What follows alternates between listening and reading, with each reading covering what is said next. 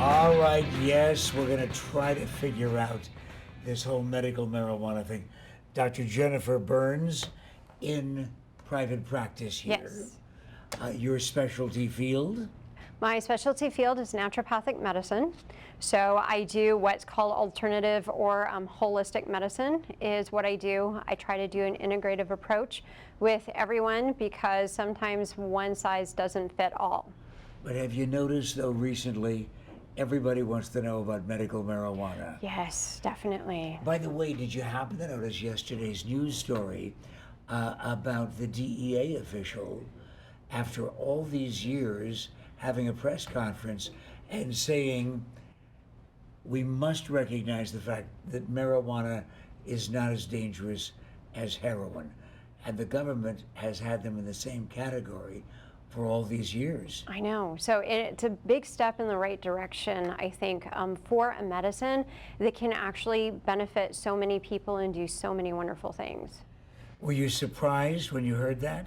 Yes, actually I was, because normally the government is very slow with recognizing things and moving. I understand that, I know the whole conservative aspect of it, but since there are definitely more states now recognizing it and are actually setting laws, like for it, so it was probably with that they were able to say, hey, look, there's probably not what we thought it was. But if marijuana isn't as dangerous as heroin and cocaine, can it be good for you? Yes, it can. If in the right dose and under the right direction, it can be good for you. And of course, there are some that's out there that probably isn't good for you, but there are some that it can be as long as we get it in the right direction. Well, who's going to give me the directions, though, if I get one of those cards? What happens is that you come and you see me, and I talk with you to see if it's actually going to be the best fit for you. And then, of course, also the health department has the standards that were brought into law. And so, according to the law, which we have with certain medical conditions that people qualify for.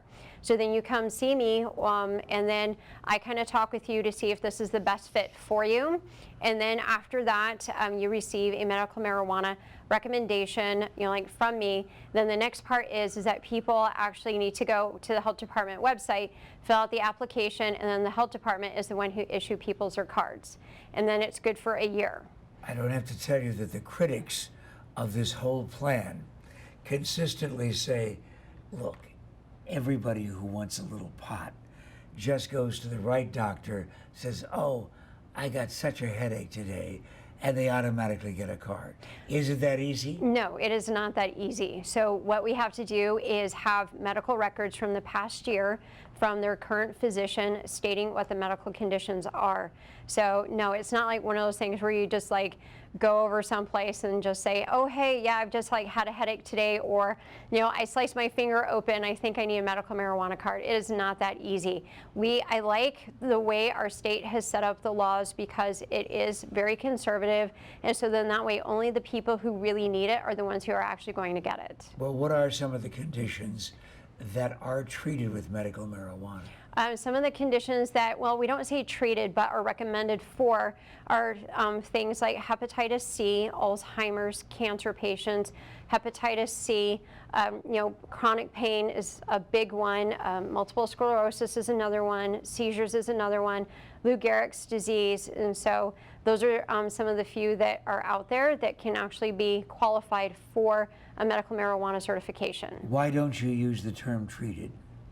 The reason why is because if we use the term treated, then we're treating it almost like a prescription that you can pick up at Walgreens or something like that.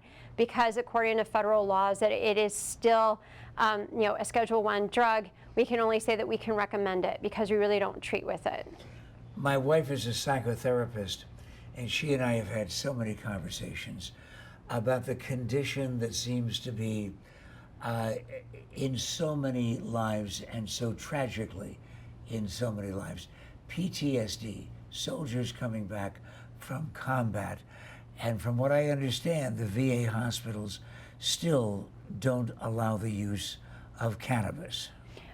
True. So I know that there is a bill that's trying to be passed for those who medical doctors who serve with the VA for them to be able to actually certify for marijuana, but at this point that bill has not been passed. I know they're still trying to work on it.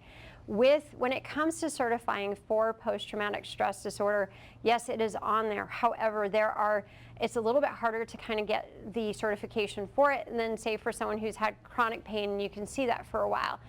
People actually need to have actual documentation for it and are actually on current medications for post-traumatic stress disorder. So that's why it's a little harder for people to actually get that sort of certification than compared to someone who has like seizures, you know, like, and you got the documentation from that, or someone who has Crohn's disease and seeing the documentation from that.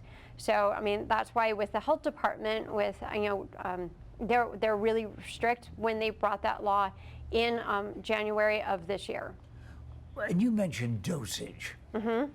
I have read a number of columns from people who said, I have no opposition to the use of medical marijuana when it's properly supervised, but it seems that the dispensaries don't have the same kind of instructions on the side of the package that even an aspirin does.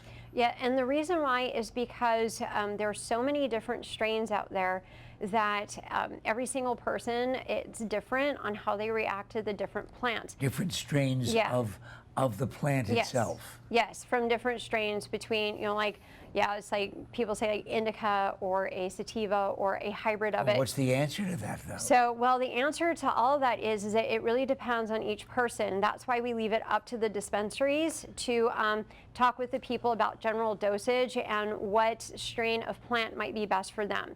So that's why our dispensaries are actually overseen by medical directors, because the medical directors actually train a lot of the employees at the dispensaries on, suggested dosage and plants and stuff like that for the ailments or medical conditions that the people have qualified for. Good information from Dr.